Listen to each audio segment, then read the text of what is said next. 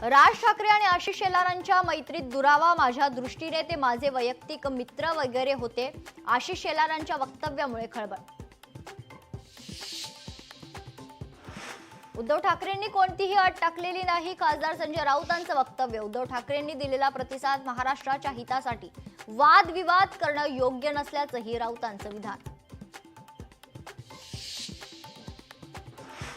स्थानिक स्वराज्य संस्थेच्या निवडणुकीवरून अजित पवार यांचा सरकारला घरचा आहे.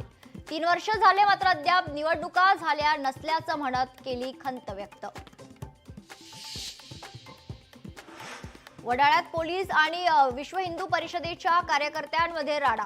राड्यानंतर अखेर शोभायात्रेला सुरुवात. श्रीरामाच्या जयघोषात आणि बेंजोच्या तालावर शोभायात्रेला सुरुवात.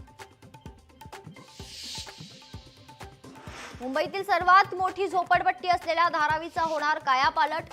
धारावीतील सर्वेक्षण अंतिम टप्प्यात. प्रकल्पाच्या माध्यमातून लवकरात लवकर घर पूर्ण व्हावी, धारावीकरांची मागणी.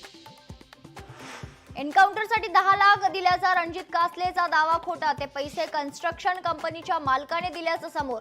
10 लाख देणाऱ्या सुदर्शन काळेंनी दाखवली पावती. बीडमधील तरुणीची ब्लॅकमेलला कंटाळून आत्महत्या. आजच्या दिवशी होतं तरुणीचं लग्न. आरोपी अभिषेक कदमला अटक, तर लवकरच जामीन पण.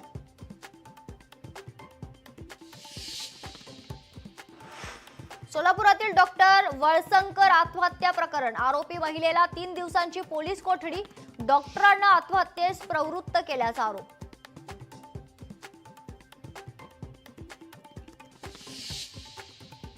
साता समुद्रापार मराठीचा डंका. स्थळ जुनं फर्निचर.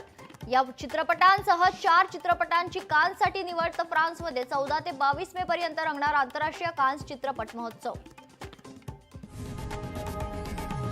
लोकशाही मराठी ऐका, पहा, जागरूक रहा.